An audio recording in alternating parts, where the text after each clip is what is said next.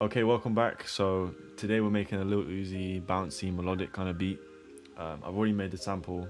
I'm gonna show you how I did that, and then we're gonna get into the drums and shit. So let's go. Okay, so first things first, I got this mallet from Contact. I EQ'd the lows out, and I also added harmonizer, but I bounced it to audio, so that's not on at the moment.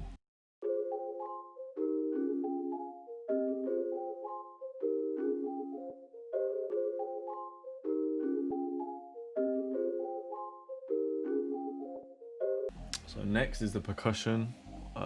Added one is just a perk that I've like taken the lows and highs out and added quite a lot of reverb. It's from like a drum kit. And then this one is from Analog Lab. It's just a shaker and a bowl. I don't know, I was just clicking through them and it had a really cool sound, a cool texture, so I added that.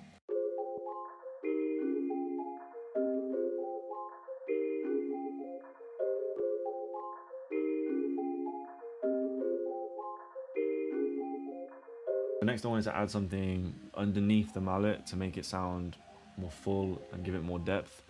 You can hardly even hear it, but it just fills up the lower frequencies and the mid frequencies.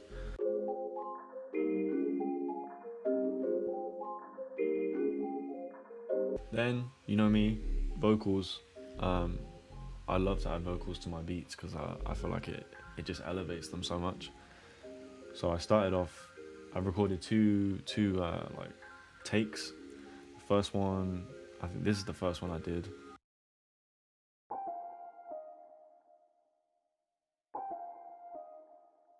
And then there's this one as well.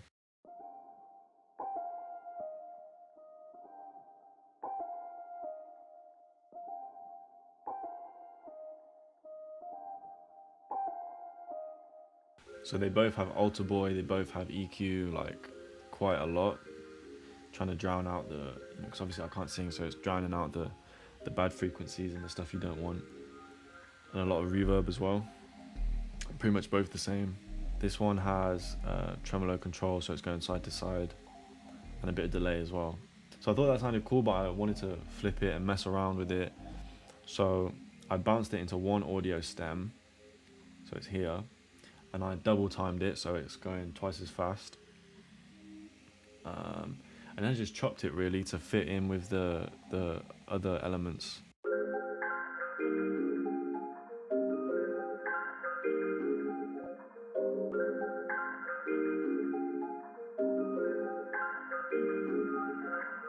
And as you heard at the end, just to give it a bit more variation, I reversed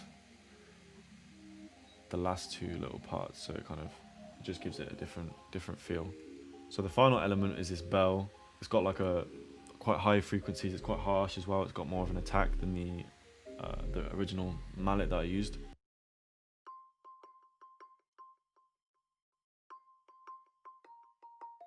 In fact, there was one more element that I added to the sample, just a bass, like a stab bass. I use this preset quite a lot. Where is it? Nitsa bass. I just bring down the release a bit.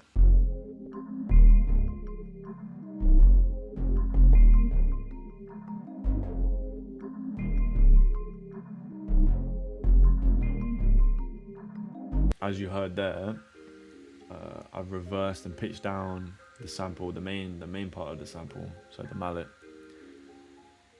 So I reversed it, chopped it up so it's giving the same pattern that it was in the original one. I always go to this generic bleeding to stop the pops. When you've chopped it a lot, for some reason the audio like adds clicks and shit, so that kind of takes that out, at least for me. And I pitched it all the way down by 1 octave, and yeah, it sounds like this.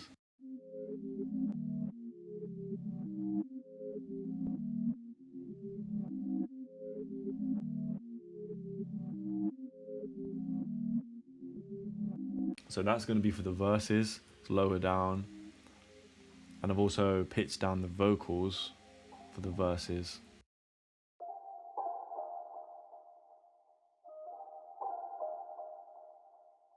Altogether it sounds like this.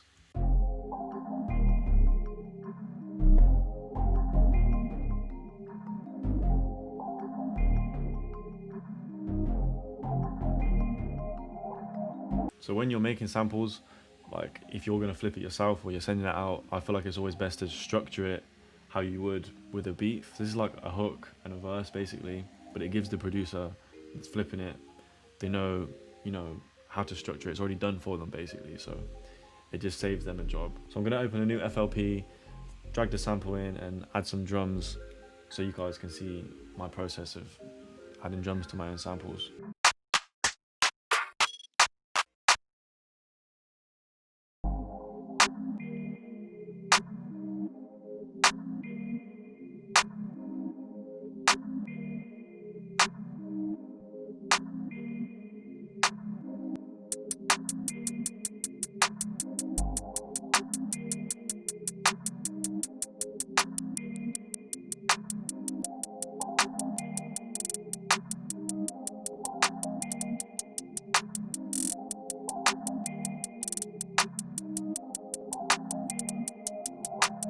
So far, I've just done a clap and a pretty basic hi-hat with a few rolls. I've changed the velocity, I've done some low notes as well. But like the sample's doing most of the work in terms of the bounce, so you don't want to go too crazy on the drums.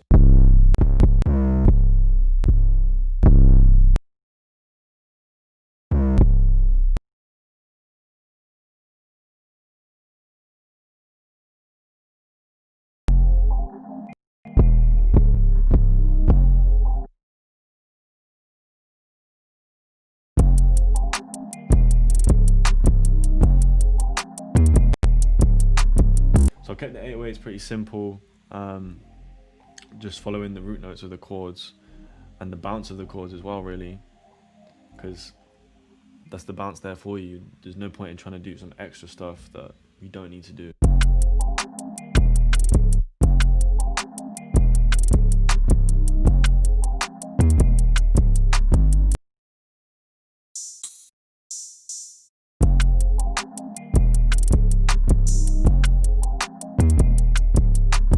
Honestly, I'm like done with the drums now. Like I'm not gonna do too much. I'm not gonna add loads of percussion and stuff because Uzi's beats are normally very open. I'm not even gonna add a kick because this 808 has quite a heavy attack, and finding a kick that matches over the top of that is quite difficult. So honestly, I'm just gonna leave it. It already hits. So right here, the sample has the bass in. So what I'm gonna do is right click, make unique, and then take out the 808 and just drag that across here. I'm done with the beat now. I'm just gonna let it play so you guys can hear it, and yeah, let me know what you want to see. I'm always reading the comments and always replying to the comments, so any suggestions is much appreciated. Yeah, I'm gonna let it play and thank you for watching.